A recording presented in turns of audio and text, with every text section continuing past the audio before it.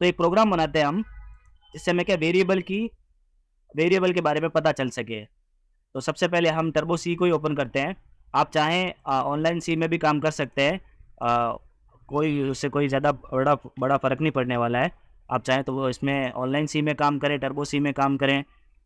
Online see compiler, तो आप जिसमें भी करें वेल एंड गुड है, उससे कोई फ़र्क नहीं पड़ने वाला। इतने सारे कंपाइलर अवेलेबल है, किसी में भी करें, उससे भी कोई ज़्यादा खास फ़र्क पड़ने वाला नहीं है। अभी हम पढ़ रहे थे वेरिएबल्स के बारे में, वेरिएबल्स क्या होते हैं और कहाँ यूज़ करते हैं। एक मैं क्या करता हूँ, प्रिंट करता हूँ प्रिंट एफ में, प्रिंट एफ। फॉर एग्जांपल मुझे स्टोर करना है स्टूडेंट के मार्क्स के लिए 80 मार्क्स आए हैं, तो मुझे 80 प्रिंट करना है। तो मैं यहाँ डायरेक्ट से 80 प्रिंट कर देता हूँ और इसको रन करके देखता हूँ कि 80 प्रिंट होता है। जी बिल्कुल होता है, क्योंकि हमने पढ़ ही रखा है कि सर आप जो भी डबल कोट के अंदर डालेंगे इसके, वो ऐसा कैसा प्रिंट हो जाता है आउटपुट में। ऐसा कैसा हम एडिटर में भी करके देखेंगे उसमें, तो वो भी प्रिंट होने ही वाला है। उसके बाद क्या होता है, मुझे इस वैल्यू को स्टोर करना है। जैसे मैंने यहाँ पर प्रिंट करा दिया 80। अब मुझे नेक्स्ट टाइम इसी मार्क्स पर, इसी स्टूडेंट के मार्क्स पर कोई परफॉर्मेंस, कोई ऑपरेशन परफॉर्म करना, मुझे इसके परसेंटेज निकालने हैं। अब मैं ये काम नहीं कर सकता क्योंकि ये फिर स्टोर नहीं है। स्टोर क्यों नहीं? क्योंकि मैंने डायरेक्ट प्रिंट ही करवा दिया है। तो स्टोर करने के लिए हम बनाते हैं वेरिएबल्स। वेरिएबल्स क्या हो सकता है? किसी नाम का हो सकता है, किसी भी नाम का हो सकता है वेरिएबल, पर हमें कुछ बातों का ध्यान रखना है। तो पहले तो मैं वेरिएबल ऐसे डिक्लेयर कर ही देता हूँ, चाहे गलत आए चाहे सही है, उसे हमको कोई मतलब नहीं है, एक बार डिक्लेयर करने की कोशिश करते हैं। तो वेरिएबल का नाम दे दिया मैंने मार्क्स और लगा दिया सेमीकोलन। उसके आगे, वेरिएबल्स के आगे इसकी टाइप बतानी पड़ती है कंप्यूटर को। जैसे अभी हमने डेटा टाइप में डिस्कस किया था, कि जो भी डेटा आएगा उसकी टाइप हमें पहले, सबसे पहले कंप्यूटर को बतानी पड़ती है, सर इस टाइप का डेटा आने वाला है। तो मार्क्स जो है वो कैसे होते हैं? इंटीजर्स होते हैं। हमने यहाँ पढ़ रखा है इसकी रेंजेस में, सर इंटीजर वैल्यू कहाँ से कहाँ तक होती है और डेसिमल वैल्यू कहाँ से कहाँ तक होती है। तो यहाँ हमने पढ़ रखा है इसको।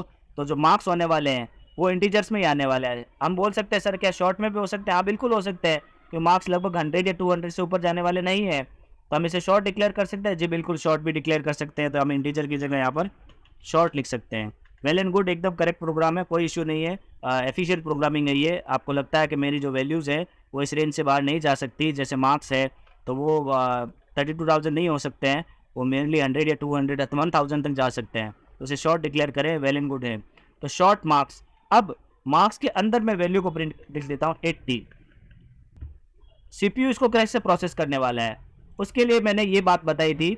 इस तरीके से इसको सीपीयू, पिछले वीडियो में बताई थी ये बात कि सीपीयू इन चीज़ों को कैसे प्रोसेस करता है।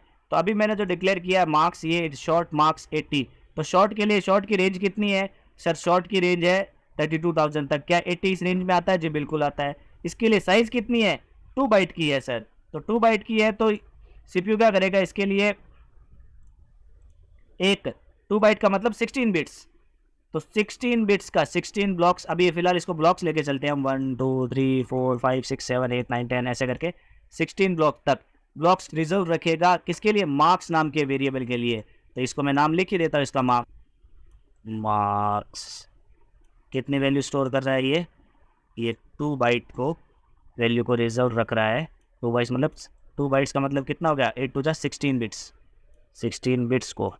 तो 16 बिट्स की वैल्यू को ये स्टोर करें। मेमोरी एड्रेस कुछ भी हो सकता है, हम एक जनरल आइडिया लेके ही चलते हैं फिलहाल इस बात का, सीपीयू का। फॉर एग्जांपल ये मेमोरी एड्रेस है 503 से लेके 16 तक। तो 503 प्लस 16 19 519 तक, यहाँ तक की जो मेमोरी एलोकेशन है वो किसके लिए अलॉट हो चुकी है? सर इस मार्क्स नाम के वेरिएबल के लिए अलॉट हो चुकी है। तो ये एलोटेशन, कितनी मेमोरी एलोकेशन करना है। तो ये एलोकेशन क्या दिखाता है? ये एलोकेशन क्या से डिसाइड होता है? ये सर इसके डेटा टाइप से डिसाइड होता है। तो ये जो डेटा टाइप है मैंने पहले स्टोर किया है शॉर्ट में, तो इसके लिए 2 बाइट यानी 16 बिट्स नाम की एक एलोकेशन हो चुकी है इसको, जिसमें क्या स्टोर हो चुका है? 80 स्टोर हो चुका है। और उस एलोकेशन का नाम क्या है? उस एलोकेशन का नाम है मार्क्स। अब मैं क्या करूंगा, जब भी नेक्स्ट टाइम इसको एक्सेस करने की कोशिश करूंगा, उस एलोकेशन के नाम से इसको एक्सेस करूंगा। जैसे प्रिंट में मुझे मार्क्स को प्रिंट करवाना है, मैं लिखूंगा मार्क्स परसेंट डी। अब इसको प्रिंट करके देखते हैं क्या ये प्रिंट होता है कि नहीं होता है। हाँ जी बिल्कुल प्रिंट हो चुका है। इस बार मैंने 80 नहीं लिखा है इसमें, इस बार मैंने क्या लिखा है, मार्क्स लिखा है। तो जैसे कंप्यूटर इस पे पहुंचेगा, कंपाइलर वो देखेगा कि सर मार्क्स मार्क्स कहाँ है, तो देखेगा सर मार्क्स नाम के वेरिएबल, मार्क्स नाम का वेरिएबल की मेमोरी एड्रेस क्या है, तो उस मेमोरी एड्रेस पे जाएगा और उस मेमोरी एड्रेस पे जो भी सेव होगा, तो हमने 80 डाला है, तो कंप्यूटर क्या करेगा, 80 को सबसे पहले बाइनरी में कन्वर्ट करेगा और जो भी बाइनरी वैल्यूज आएगी उसको यहाँ पर सेव कर देगा, 101110 या जो भी इसका आंसर आने वाला है उसको यहाँ पर सेव कर देगा। और जैसे ही वापस इस वेरिएबल पर पहुंचेगा, मार्क्स नाम के वेरिएबल, यहाँ से जो भी डेटा होगा उस डेटा को उठाएगा और किस में कन्वर्ट करना है, सर इसको शॉर्ट में कन्वर्ट करना है, मतलब नंबर में ही कन्वर्ट करना है। तो नंबर में ही तो कन्वर्ट, तो इसका 80 बनता है, बाइनरी टू डेसिमल, तो इसने 80 को यहाँ पर हमको प्रिंट करके दे दिया है। इस तरह से क्या डेटा टाइप डिक्लेयर होते हैं, हमें पहले से बताना पड़ता है किसी भी प्रोग्रामिंग लैंग्वेज में।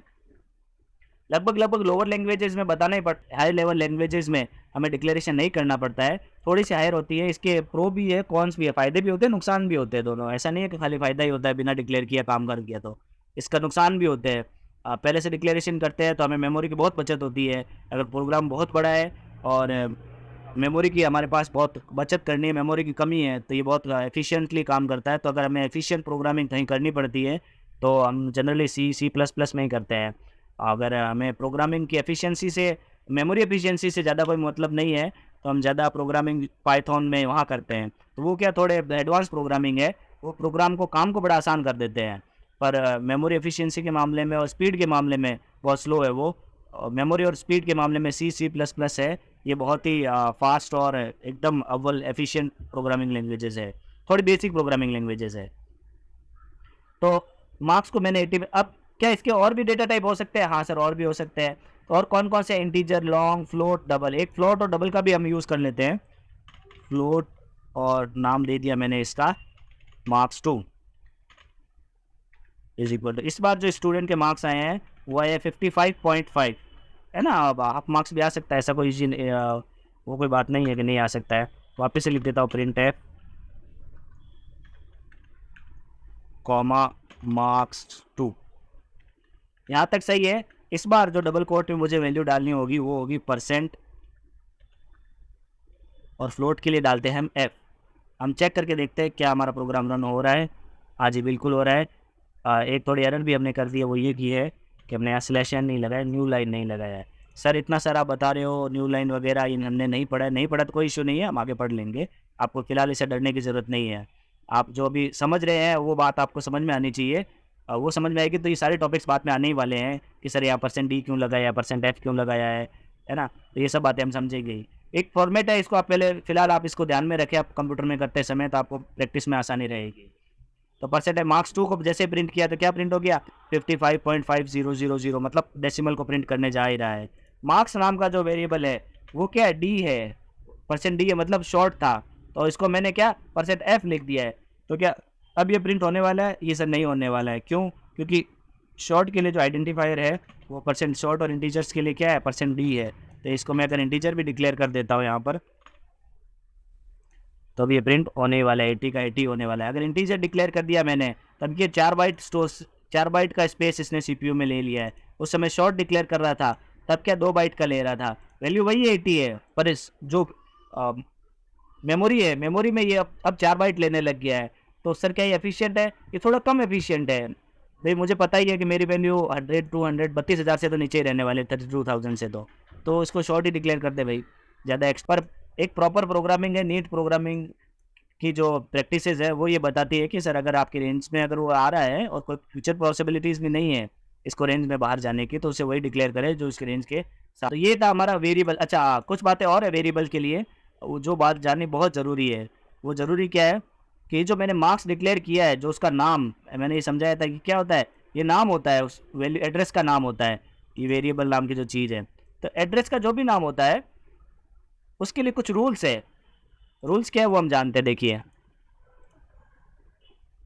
रूल्स क्या है कि variable name can not be same as keywords. ये हम कीवर्ड्स में पढ़ चुके हैं कि वेरिएबल का नाम में कीवर्ड्स का नाम नहीं रख सकता। जैसे कुछ कीवर्ड्स है, जैसे यहाँ पर दे रखे हैं लॉन्ग या एल्स दे रखा है, तो मैं इस मार्क का नाम एल्स डिक्लेयर नहीं कर सकता, है ना। एल्स डिक्लेयर करूंगा तो कंप्यूटर समझेगा ही कैसे। ये बोलेगा सर आपने दिया तो था नाम, एल्स तो ऑलरेडी एक कीवर्ड है और आप नाम ही इसका एल्स दे रहे थे, समझ ही नहीं पाएगा, एरर दे देगा। सर क्या आइडेंटिफायर दे रहे हो, डिड यू मीन marks2 दे रहे हो, क्या है ये, कुछ समझ में नहीं आ रहा है मेरे को। तो क्या है, जो ऑलरेडी रिजर्व्ड कीवर्ड्स है उनको हम वेरिएबल का नाम नहीं दे सकते, क्योंकि वो सीपीयू पहचाने का ही नहीं, हमको सीपीयू को पहचाना ही तो है। फिर क्या है, variable name consist of letter, digits and underscore. किससे शुरू हो सकता है और नाम में क्या क्या आ सकता है? लेटर्स आ सकते हैं, वेरी गुड। अंडरस्कोर आ सकता है, बिल्कुल आ सकता है। और डिजिट्स आ सकती है, आ सकती है। यहाँ तक तो आ सकता है, जैसे marks 1, marks 2, marks underscore 1, marks underscore 2। एकदम वैलिड वेरिएबल का नाम है, कोई एरर नहीं है। पर क्या गलत है इसमें?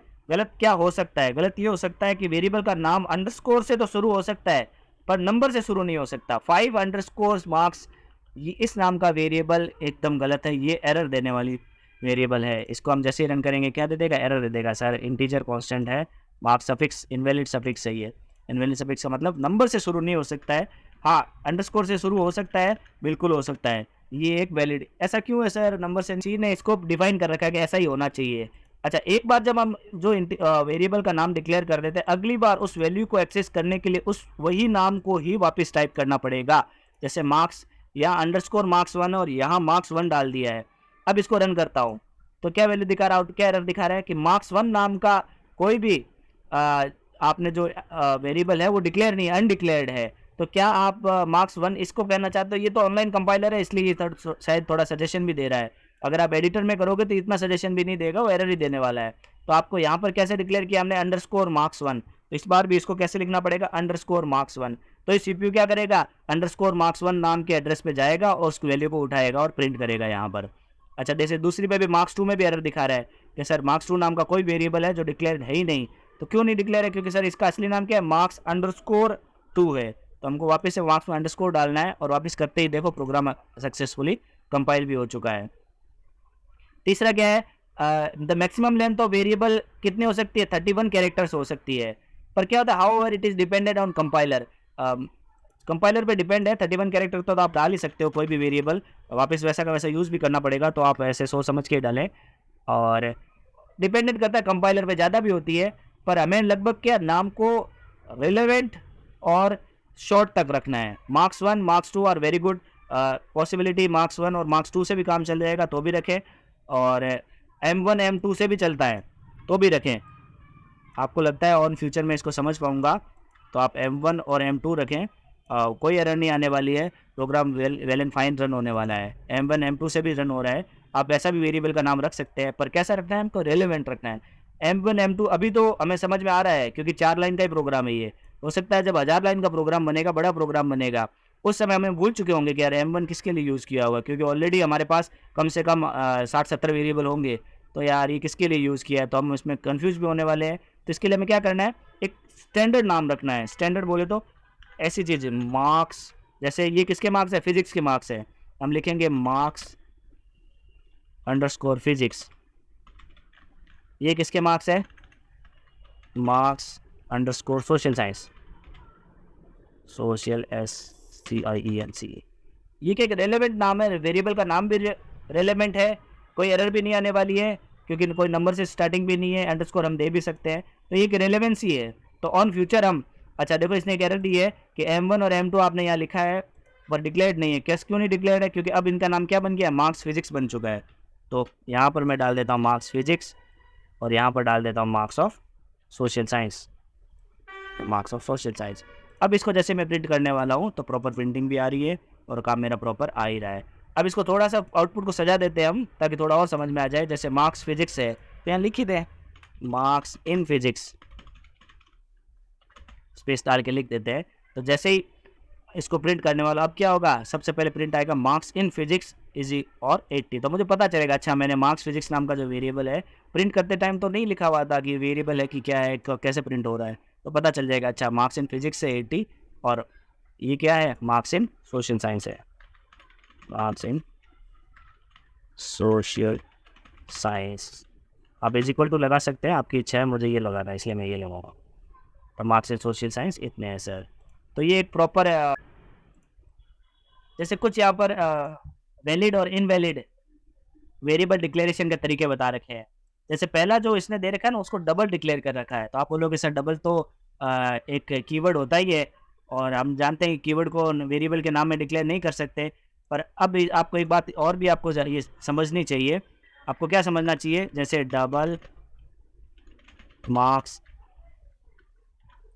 मैथ्स के मार्क्स है इज इक्वल टू 89। और अब मैं क्या कर देता हूँ, इसको प्रिंट भी कर लेता हूँ। पर क्या सीधा प्रिंट ही कर देता हूँ मैं। % डबल के लिए LF लिखते हैं। आपको ये सब बता दूंगा बाद में किसके लिए क्या लिखा जाता है। फिलहाल आप ये प्रोग्राम को लेके चले, marks_मैथ्स। जैसे मैं इसको रन करता हूँ तो मैथ्स के मार्क्स है वो भी आ चुके हैं 89.990। अच्छा, अब तो एक बात और बता देता हूँ, जो /n डालता हूँ इससे क्या न्यू लाइन आती है, ताकि जो भी मेरा आउटपुट है वो नए लाइन में आए, तो एक कंसिस्टेंसी बनी रहे। कहाँ गया /n, printf मार्क्स, यहाँ पर /n। इसी का न्यू लाइन आएगी तो एकदम तरीके से दिखेगा, अच्छा अलग से दिखेगा, नहीं तो साथ में दिखेगा। 89.0 ये जो मार्क्स है मैथ्स के। अब देखिए, हम बात कर रहे थे कि सर डबल को डिक्लेयर नहीं किया जा सकता है।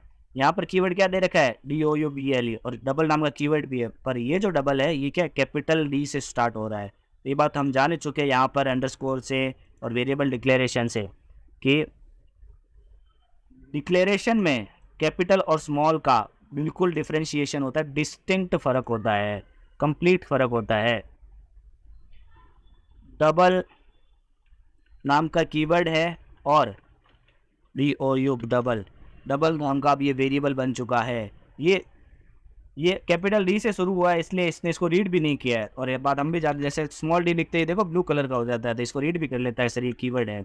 और जैसे मैं कैपिटल D से डालूंगा डबल, तो इसने नहीं पहचाना है इसको, ये समझ रहा है अच्छा वेरिएबल ही है ये। डबल INT ये भी कोई वेरिएबल है, ये क्या है, कोई कीवर्ड नहीं है। INT ये भी एक वेरिएबल है, INT ये भी एक वेरिएबल है। डबल INT ये एक कीवर्ड है, ये इनवैलिड है। इसको अगर मैं रन करूँगा तो क्या आएगी, एरर आएगी। क्यों एरर आएगी कि सर वो आपने डिक्लेरेशन का तरीका ही गलत दे दिया है ना, मार्क्स अंडरस्कोर मैथ्स। अच्छा गलत दे दिया मैंने, मार्क्स अंडरस्कोर मैथ्स। अब जो जैसे करेक्ट लिखूंगा तो करेक्ट लिखने के बाद आंसर भी करेक्ट आने लग जाता है। तो यहाँ पर ये समझा भी रहा है कि वेरिएबल नेम क्या होता है, केस सेंसिटिव होते हैं, जिसमें small NUM N capital M UM NUM ये सब क्या है, अलग अलग वेरिएबल्स है, ये सेम वेरिएबल्स नहीं है। आप ऐसे चाहे तो अलग अलग वेरिएबल डिक्लेयर कर सकते हैं, ऐसे डबल नाम का वेरिएबल भी डिक्लेयर कर सकते हैं, DOUBLE। तो ये वैलिड एक वेरिएबल रहेगा, ये इनवैलिड नहीं होगा। आप इंटीजर में इस टाइप का भी वेरिएबल बना सकते हैं, इंटीजर कैपिटल INT ये भी एक वेरिएबल ही है। पर क्या ऐसा सच में करना चाहिए, सच में नहीं करना चाहिए, क्योंकि अगर ऑन फ्यूचर जब हम इस काम को करने वाले होंगे, प्रोग्राम लंबा होगा, जब हम खुद ही कंफ्यूज हो जाएंगे, यार इंटीजर किसके लिए डाला था, स्मॉल इंटीजर तो है नहीं, कैपिटल इंटीजर कैसा, तो हम खुद ही कंफ्यूज होने वाले हैं।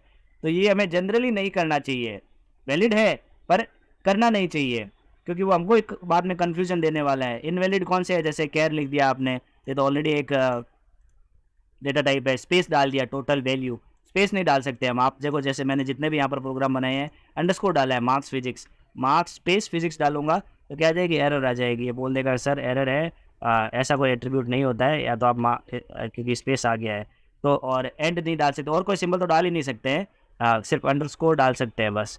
और एंड जो सिंबल है वो स्पेशल हो चुका है, तो स्पेशल है। नंबर से शुरू 10 मार्क्स नहीं हो सकता है, मार्क्स 10 हो सकता है ना। आगे नंबर से स्टार्टिंग किसी वेरिएबल की नहीं हो सकती है।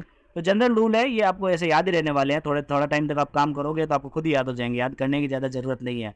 फिर भी आप ध्यान में रखें कि किस तरीके से डिक्लेयर किया जाता है और कैसे नहीं किया जाता है।